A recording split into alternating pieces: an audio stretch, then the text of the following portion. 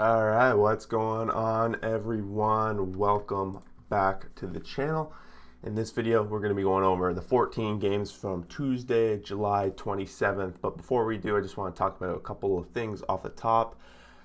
Tyler Anderson, the guy was traded basically twice in one day. At first, it looked like he was going to be landing with the Phillies, but some sort of medical issue with one of the players going back to the Pirates ends up vetoing that trade, I guess, and they back out. But immediately he's going to the Mariners. So the Mariners step in, but they were not done there. The Mariners earlier that day had traded what appears to be like clubhouse leader Kendal Graveman, one of their better relief pitchers, to their division rival, the Houston Astros. I'm not quite sure what's going on there, why they did that.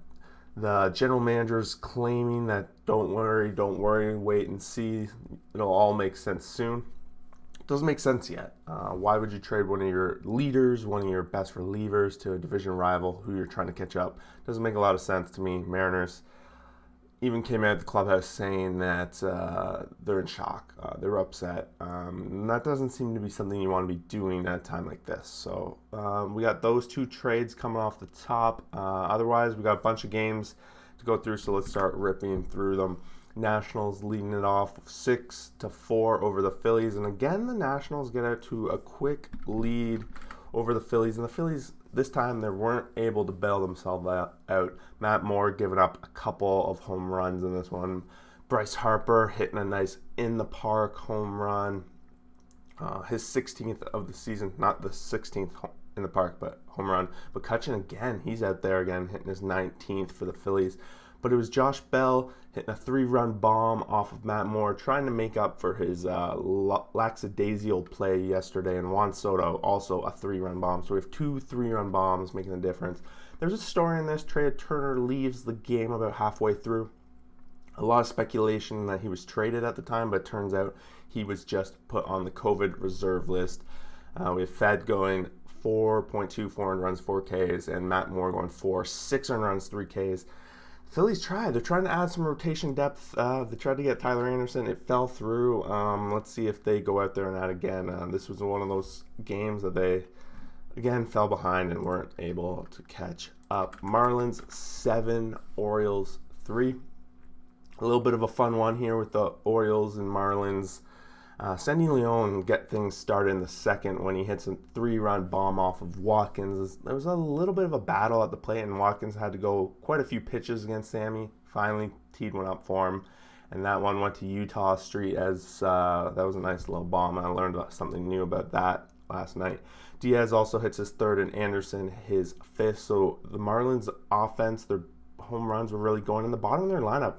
Pretty much almost everyone that was getting hits in the lineup was getting multi-hit night, but Anderson leading the way with 3 hits and an RBI.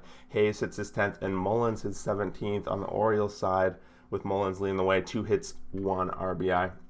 Watkins last 4 earned runs and 1 K, giving up that 1 3-run homer, which is pretty much his night. Alcantara goes 6, 3 earned runs and 5 Ks, giving up a couple of home runs too. And Alcantara didn't look amazing last night, but he's still sporting that 3.29 ERA. The Milwaukee Brewers, they really came out firing yesterday, and this is the team that they're really going to use to cement their division lead at this point. They're out 8-0, 2 innings in. They didn't really have to add on too much more there, and it was the top of their lineup really delivering. Navarro has a 2-hit, 4 RBI night. He hit his 9th home run of the season. This was supposed to be Tyler Anderson's start, but of course, with what we talked about at the top, they had to go with Oviedo instead, who only lasted the first inning, giving up 6 earned runs, 8 runs total, and only 2 strikeouts. Brett Anderson on the other side, he's going to get to go the distance. 6 innings pitched, 0 earned runs, 3 Ks after being sported such a lead. And Tyler Anderson not in the mound. The Pirates pretty much fell apart at the seams in that game for sure. Moving along, we got Cardinals 4, Indians 2. Cardinals are now 1 game above 500, where the Indians are down to 500. Indians are slowly but surely shriveling away here, and their season's slowly falling away from them. A couple of rumors going around, at least in Toronto, that Jose Ramirez It's on the market, but they're asking for a boatload, and I hope Toronto doesn't pay up for that. Jose does hit his 21st home run of the season in that fourth inning, which actually gave his team a 2-1 lead at the time, a 2-run bomb. But the Cardinals answered back. Bader in the third inning, that gave them the lead in his ninth, but then DeJong hits a 2-run bomb in the seventh, with answers back and gives the Cardinals the lead, and they don't have to look back after that. Reyes goes in for his 24th save, following Wainwright, who went 2 runs, 8 Ks. I can't believe the way Wainwright's been this season. He's just been consistently solid and putting up lots of innings, eating up the innings for the Cardinals. They got to be really happy with how he's been. Quantrill goes 6, 1 earned run and 5 Ks in the no decision. Cleveland falls for sure. Braves 12, Mets 5. Braves are now again 1 game below 500. I'm not sure. Are they going to finally be able to break the 500 mark? They've actually been able to put up quite an offensive performance since Acuna went down, and they've got to be pretty happy with how things have been going. They were putting up 2-2-2 in the first 3 innings, then added a 4 spot in the fourth when Austin Riley hits a grand salami. He had a 2 home run night, up to 19 on the season. Almonte hit his 4th, and Albus hit his 17th. All of these coming off Jack Eichhoff, who did not have a good outing for the Mets. And the Mets are definitely another one of those teams that are in the market for a starting pitcher. It's going to be a big competition for that. Austin Riley has a 2-hit, 6 RBI night to lead his team. Charlie Morton goes 5, 3 earned run, 5 Ks. Good outing for him. He's now 10-3 on the season, but Jack Eichhoff, 3.1, 10 earned runs. They really left him out to dry last night, trying to push him even further. 8.69 ERA.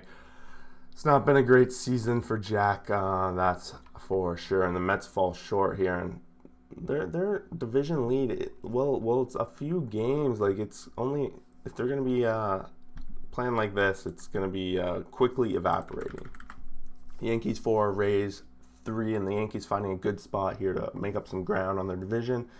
They got to be getting kind of excited because Luke Voit apparently is only a couple games away from being back in the first base spot. It's definitely been an issue for them since he's been gone. LeMahieu had a nice outing, 2-hit, 1 RBI night, and then we have Lamar hitting his 2nd home run of the season for the Yankees. They had a 3-0 lead in going in the top of the 6th, but Tampa Bay tried to claw back in quickly. Bottom of the 6th, put up 2 of their own when Brett Lau hits his 22nd home run of the season, but it's not enough. He had a nice 3-hit, 2 RBI night, but the Yankees managed to squeeze this one out in the bullpen. Holds the fort down with Chapman coming in for his 19th save of the season. McClanahan goes 6, 3 earned runs, 6 Ks in the loss, and Montgomery goes 5, 0 earned runs, and 5 Ks in the win.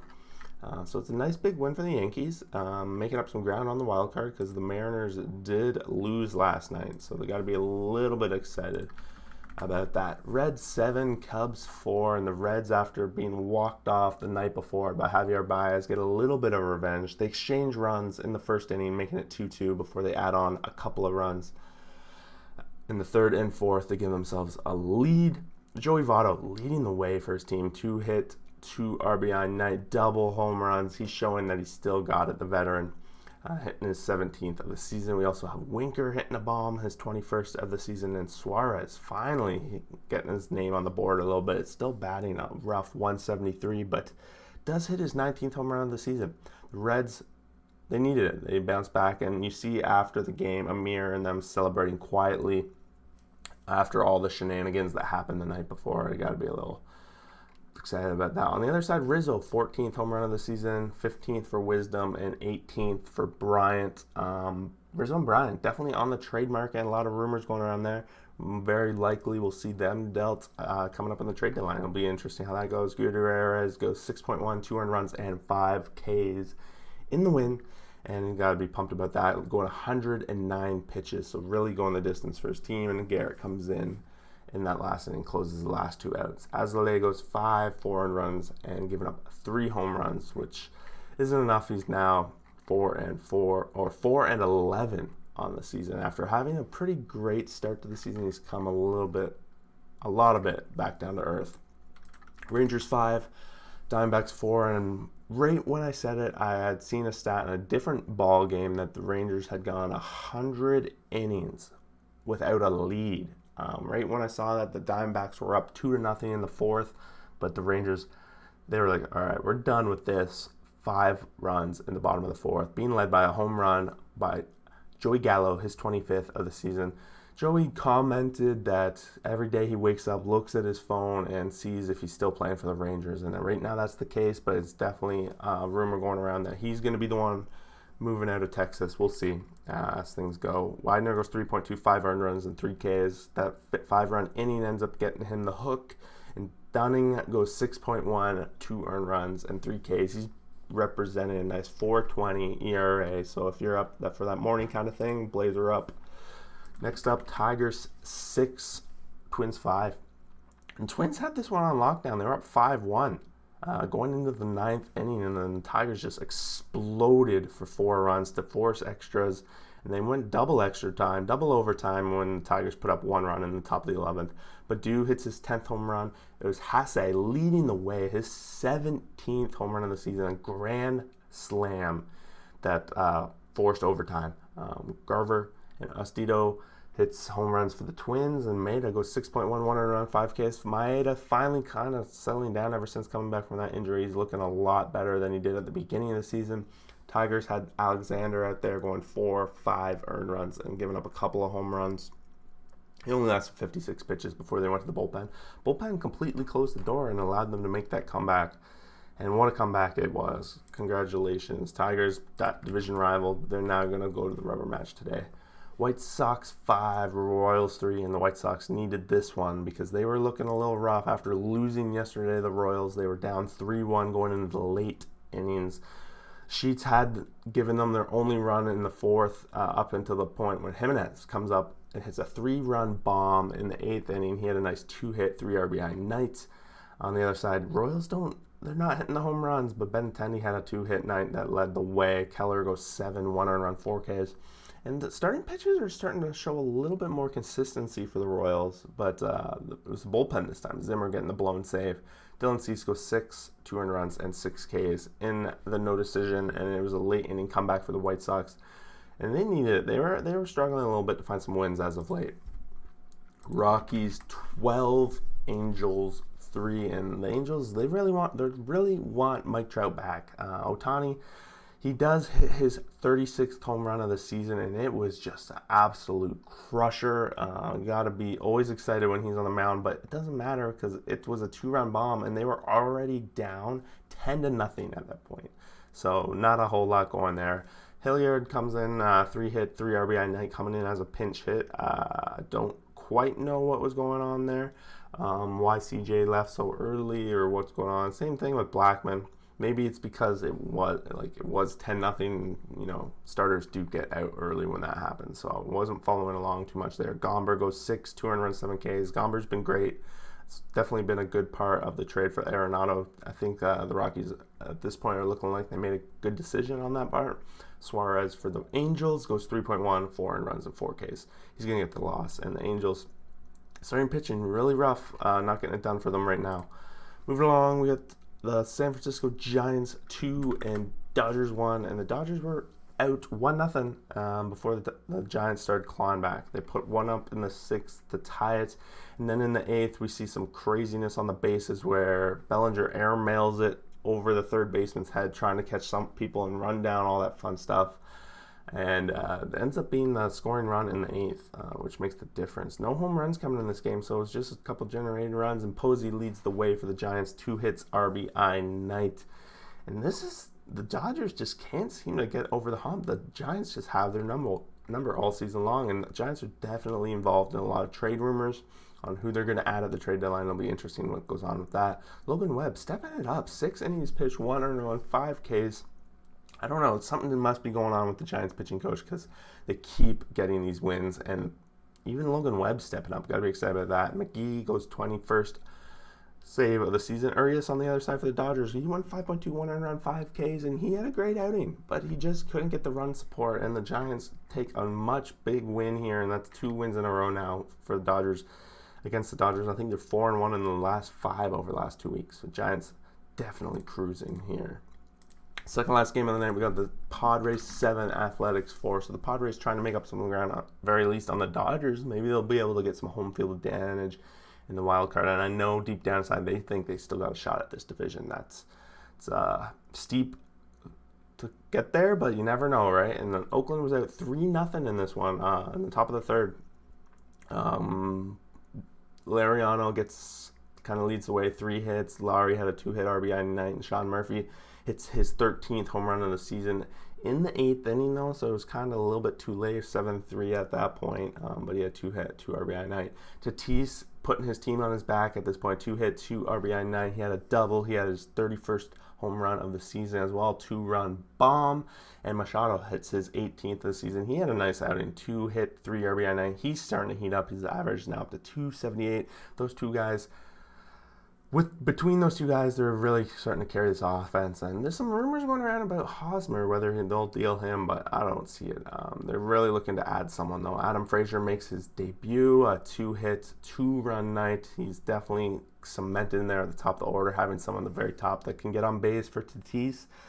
That's going to be monster, and it's probably what happened when Tatis hit that 2-run bomb. He was probably on base. Paddock goes 6, 3 earned runs, and 6 Ks. Paddock, that's one pitcher that they're going to need to step up if they're going to really make a run at the division.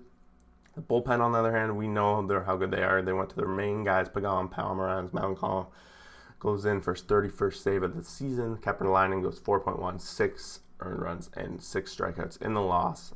The A's got to be a little bit concerned losing here, but at the very least, the Mariners lost as well to the Astros 8-6, and I'm sure the talk of this game was just about that trade, how they made the trade of Graveman over to the team they're playing. Not only is it the division rival, but it's the team they're playing against right now, and they really got the beat down on this one. There's 3-2 going after 1, but then the Astros really exploded. In the 4th, they added 4, and 5th, 1 more. It wasn't meant to be. The Mariners tried to make the same kind of comeback they did the day before, but it just wasn't meant to be. Kyle Seager hits his 20th of the season in that first inning, 2-run bomb. And Toro, actually the guy they traded Graveman for, does hit his 7th home run in the season. It's in that 9th inning, a 2-run bomb. It's a little bit too late at that point. Alvarez hits his 19th for the Astros as he leads the way with a 3-hit, 3 RBI night. We don't see Graveman in the game, but McCullers goes 6, 4 earned runs, 4 Ks, and Presley comes in for the late inning close. Flexen, on the other hand, this is a guy I've been tooting his horn all season long. He had a really rough outing, and maybe it's a little bit of nerves. A lot more pressure starting to come on these guys as they start to look a little more serious. He went 4, 7 earned runs and 3 Ks. In the loss, he's now 9-5 on the season, but he'll see if we can bounce back next. And there you have it. What was it, July 27th? MLB games, we had 14 of them. A lot of these games are starting to get intense. We're starting to get to that trade deadline, so the rumors are flying. Let me know who you guys think is yet to be traded and where they're going in the comments below. And don't forget to like and subscribe to the channel. We do these videos every morning, as well as power rankings and other fun live streams. And if you're interested, we have a Discord channel as well, so join the community there, and we will see you guys for the next video.